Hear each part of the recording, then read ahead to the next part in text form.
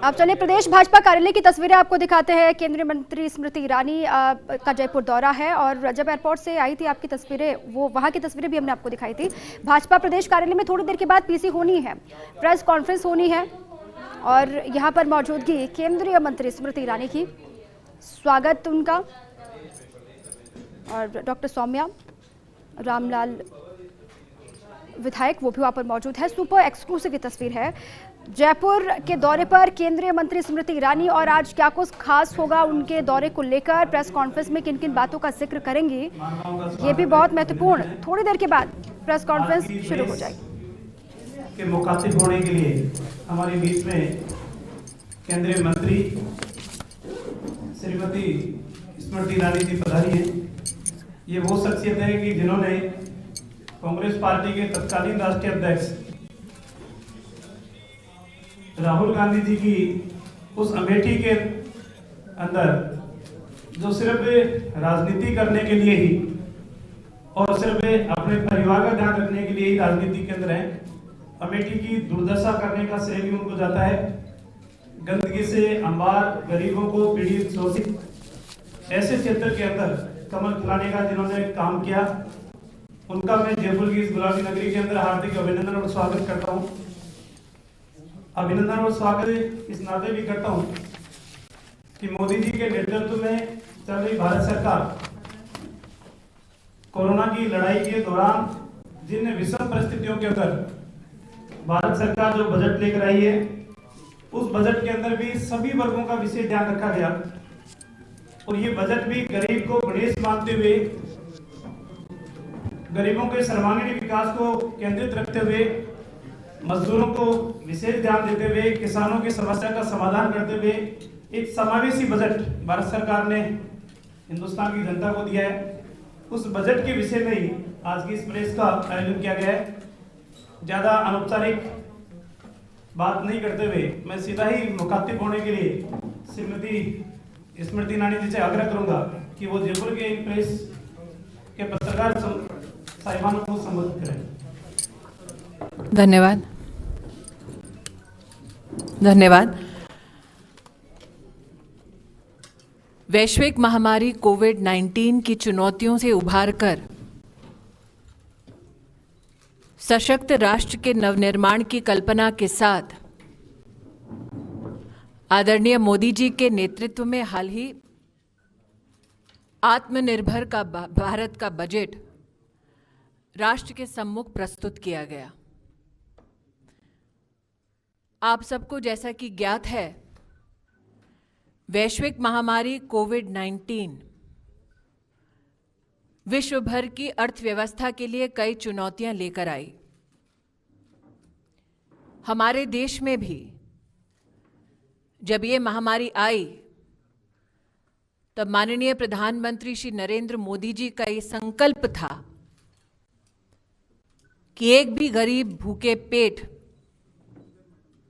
इस महामारी के चलते ना सोए। देश की 80 करोड़ जनता के लिए 8 महीनों के लिए सतत मुफ्त में राशन प्रदान किया प्रधानमंत्री गरीब कल्याण योजना के माध्यम से। ये भी कहना ठीक होगा कि विषम परिस्थितियों से जूझते हुए हिंदुस्तानी के लिए प्रधानमंत्री जी ने अर्थव्यवस्था की दृष्टि से आत्मनिर्भर भारत पैकेज की भी घोषणा की। इसमें 1 lakh crore agri infra fund, महिलाएं जो समूह में काम करती हैं उनके लिए क्रेडिट की राशि को 10 लाख से 20 लाख तक का बढ़ाना, एमएसएमई को हमारे देश में 3 लाख करोड़ से ज्यादा का समर्थन बैंक की व्यवस्थाओं से इसको प्रतिस्थापित करना, आत्मनिर्भर भारत पैकेज में सतत जनता की, उद्योग की, किसान की, महिला की और नौजवानों की मदद नरेंद्र मोदी सरकार ने की। हाल ही में जो बजट प्रस्तुत हुआ, सर्वस्पर्शी वो बजट राष्ट्र के नवनिर्माण में एक अहम भूमिका निभाने वाला है। हमारे देश की स्वास्थ्य व्यवस्था को और भी सशक्त करते हुए 2,23,000 करोड़ का आवंटन बजट में किया गया। जैसा कि आप सबको ज्ञात है, देश में कई कस्बों में, कई जिलों में लैब की व्यवस्था की दरकार थी। देश में कई ब्लॉकों में क्रिटिकेयर हॉस्पिटल की दरकार थी। चुनौतियों के समय में देश जो नरेंद्र मोदी जी के नेतृत्व तले एकजुट होकर खड़ा रहा, उसी राष्ट्र के बेहतर स्वास्थ्य के लिए आत्मनिर्भर स्वस्थ भारत योजना का उल्लेख और घोषणा इस बजट में की गई। हमारे राष्ट्र में सड़क निर्माण के माध्यम से अर्थव्यवस्था के निर्माण में नरेंद्र मोदी जी की सरकार ने विशेष कैपिटल एक्सपेंडिचर की दृष्टि से मात्र सड़क निर्माण में 1 लाख करोड़ के कैपिटल एक्सपेंडिचर का आवंटन देखा। जल जीवन मिशन अपने आप में स्वतंत्र भारत में हर गरीब परिवार तक स्वच्छ पीने का पानी पहुंचाने का मिशन है। इस मिशन के अंतर्गत विशेष ग्रामीण अंचल में अब तक 2,30,00,000 से ज्यादा परिवारों तक इस मिशन के माध्यम से स्वच्छ जल पहुंचाने का कार्य मोदी सरकार ने किया। हाल के इस बजट में आवंटन शहरी इलाकों में भी जल जीवन मिशन को प्रतिस्थापित करने का हम सबने देखा।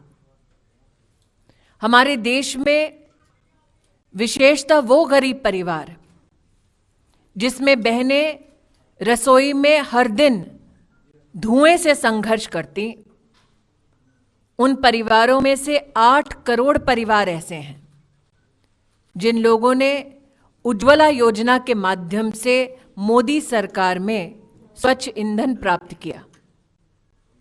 हाल का आत्मनिर्भर भारत बजट, एक महिला होने के नाते मैं आनंदित हूं कि उस बजट में उज्ज्वला योजना के अंतर्गत 1 करोड़ नए परिवारों को जोड़ने की एक नई कल्पना को हम सबने देश की संसद में प्रस्तुत होते देखा। कृषि कल्याण की दृष्टि से माइक्रो इरिगेशन फंड को वित्त मंत्री जी ने दुगना किया। मोदी सरकार में किसान और डिजिटल इंडिया का स्वप्न साकार तब हुआ जब लगभग 1,70,00,000 किसान इनाम की डिजिटल मार्केटिंग व्यवस्था से जुड़े। इन 1 करोड़ लगभग 70 लाख किसानों ने एक वित्तीय वर्ष में 1 लाख करोड़ से ज्यादा का ट्रेड अपनी उपज का ई-नैम प्लेटफॉर्म पर किया। हाल ही के आत्मनिर्भर भारत बजट में ई-नैम की व्यवस्था को अब और भी विस्तार किया जाएगा। देश की 1,000 और मंडियां ई-नैम से जोड़ी जाएंगी। हमारे ग्रामीण अंचल में विशेषतः जहां पर ट्राइबल परिवार हैं, उनको इस बजट में विशेष प्रावधान दिया गया। शिक्षा की दृष्टि से एकलव्य मॉडल स्कूल हर ट्राइबल जिले में स्थापित हों, इसकी व्यवस्था बजट में की गई। देश का सैन्य बल जो हमारे राष्ट्र का गौरव है, उनकी शान में देश में